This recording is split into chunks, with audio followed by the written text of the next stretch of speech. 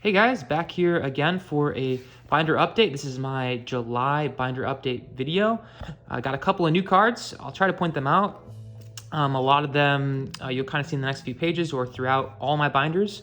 Thank you guys for tuning into the last video. I got a couple of messages on Instagram and emails as well. I was able to orchestrate some trades, and so that was really fun. So thank you guys for doing that. If you guys would like to make a trade, you can shoot me a message on Instagram. Go ahead and you can follow my account, which would be the MillsyTCG on Instagram, or you could also email me, which my email and Instagram will be linked here as well as in the description. And I do have a wants list as well. So I'm looking for a couple of cards to just finish up my decks. As I mentioned last video, trying to finish some Hat, Edison, and Goat format decks. And so I'm really trying to get my older formats going. Modern formats just not for me right now, but I do enjoy playing modern. Just I want to get some old school stuff going too. So if you guys could help me with that, that would be fantastic. If not though, all these cards are for sale. So if you are interested in purchasing any cards, you can also message me about that as well. I'm open to that. And then I would urge you to subscribe so you can see more videos from me. I do plan to make these every month. I would like to get some deck list videos, some duels, some pack openings. Just kind of need the interest to be there. I want to know that I'm not just doing it for nothing. So hopefully we could build a community here where we can be trading, enjoy the game we love, and have little chats and be there for each other. Something big for me happened today. Actually, my grandpa passed away, which is quite sad. So I'm making this video here, but gonna try to help out my family part of today. But I'm doing okay. Just sometimes when you do like monotonous tasks like sorting cards or just going through stuff, I feel like sometimes that helps ease the mind. I don't know if you guys can relate to that at all, but I'm just like I'm a big sorter. I like the mind-numbing, kind of what happens when you just sort a bunch of cards or when you go through a bunch of cards. I've talked about it before, but there's a card shop by my school in college, and I would just go there. There was hundreds of thousands of cards, Pokemon, Yu-Gi-Oh, Magic the Gathering, and I would just go through cards. I was going through a tough time then, and I always just found it kind of peaceful. Just listen to some music, go through some cards, buy a few, but even if I don't, I get to just reminisce on some of the cards maybe I had in my childhood that I see there, or, some cards that look cool, or sometimes funny ones too. Yu-Gi-Oh has a way of having some funny names sometimes. One of my favorite names would be Totally Awesome. If you guys know the card Totally Awesome, it's a good card. I don't have it in front of me. I wish I did, but I actually have a funny story about the card Totally Awesome. So as I've mentioned in the past, I have been trading for quite a bit. I'm also a teacher, so I did make kind of like a TCG club for some of my students, and unfortunately the students are all graduated now, so we do not have the club anymore. But when we did have the club, I think that's a new card, Kalos. But when we did have the club, I would try to acquire cards for students by trading. Sometimes I'd have trade lists up for them as well when they were trying to finish decks, and one of the students was making a shark deck, and so I was looking for the card Totally Awesome, and somebody on a Yu-Gi-Oh trade group was like, hey, I've got the card you're looking for. I'm like, sweet. So we organized a trade, and he's like, oh, by the way, I'm in Ireland, and I'm like, oh, great. Okay, so we're gonna do an overseas trade, which I've done before. It's just I feel like those trades aren't really worth it when you start trading. A couple new ultis here. When you start trading like a lot of cards, I feel like it gets really expensive for shipping, and it doesn't really make it worth it. But we were just trading 1 or 2 cards, and so it ended up working out, and I ended up getting a secret rare Totally Awesome for the student. And whenever he summoned it, we had to say, I'm summoning Irish Toad. It was an Irish Toad, so we had to distinctly say, like, hey, this card came from Ireland. We gotta, this is a Euro print, Irish Toad. We're gonna summon him to the field, and it was always just really funny whenever he'd summon that card. We'd just reminisce on that. But if you guys have any cool trade stories, I'd love to hear them in the comments. I know there's some, people have bad experiences from trades, specifically from childhood, like, people trying to rip you off, older kids, or kids may know the values of the cards and you don't, and you trade a card you think looks cool, but it's worth like a penny, and you just traded them a $50 card. I don't have any of those experiences. However, I'm sure you guys do as well. You do have those experiences, so I'm sorry if that happened to you. But yeah, let me know your trade stories in the comments below. I'd love to hear some of your goods and maybe even bad trade stories. Hopefully good. Sometimes, you know, it just works out in which you both get what you want and it's an amazing time, but sometimes it doesn't work out so great. And one thing if somebody doesn't have anything I want, I'm like, okay, do you have any Pokemon? Do you have any other trading cards I can trade for? Because I really want them to get what they want, and like I have so much Yu-Gi-Oh, it's like crazy. So like I will trade for Pokemon. I really am not into Magic the Gathering all that much. I like to get into maybe Commander format or some of the older formats because a lot of people play them, and I really just enjoy playing card games.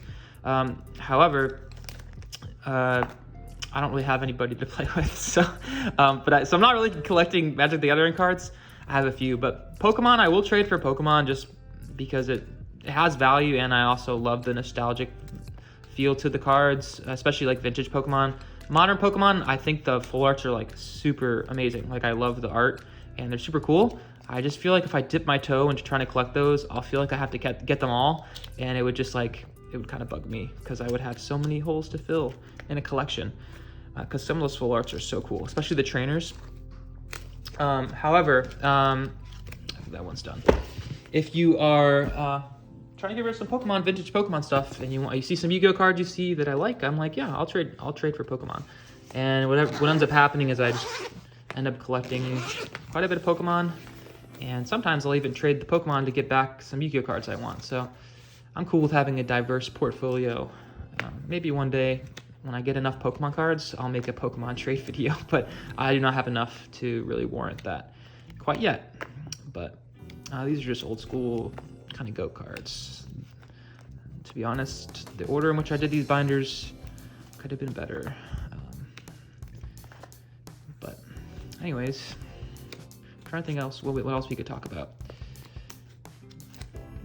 I did keep up with I think it's NAWCQ, the national tournament for Yu-Gi-Oh. I was keeping up with it, and it was kind of cool how there was an ancient gear deck that did quite well this weekend. It's kind of cool to see the legacy decks kind of see some success, especially in a format where I feel like things kind of stink right now with Snake Eyes and now Fiendsmith and all that jazz. It's kind of nice to see some of these legacy decks like show up and do well.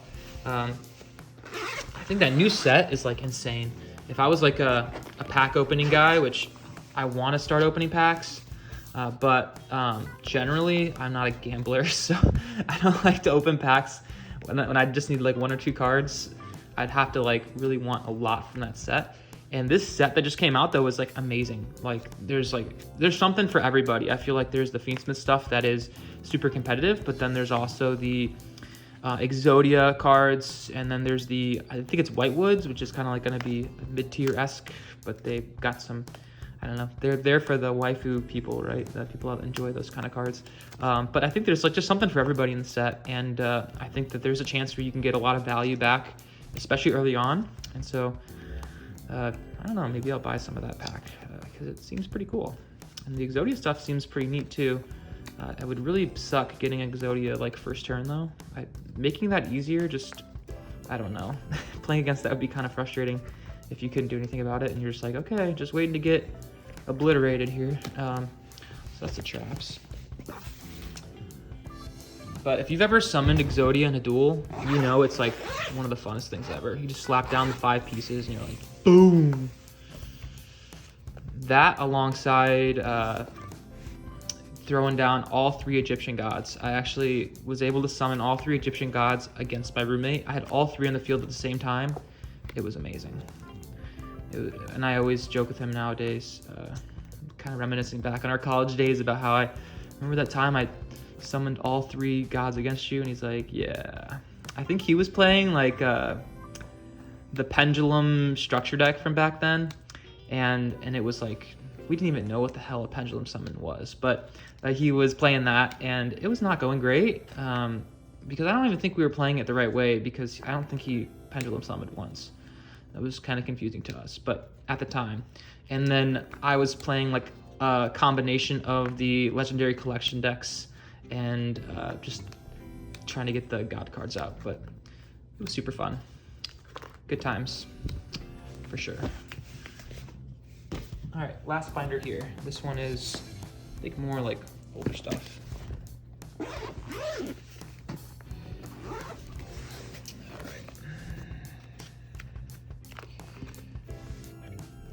It's kind of nice in college just having a roommate. Both my roommates that I had in college, I skipped a page, I'm sorry. Both my roommates I had in college played Yugioh, just coincidentally. We had a lot of the same interests: anime, Yugioh, Pokemon, you know, video games, and so that kind of worked out, and sports as well. I do enjoy sports, baseball, basketball, but it was nice having a roommate just to always play Yu-Gi-Oh with. You know, you don't have to go anywhere to play any locals or anything. You could just kind of play in your room, and it was always a lot of fun. Throw some music on and duel.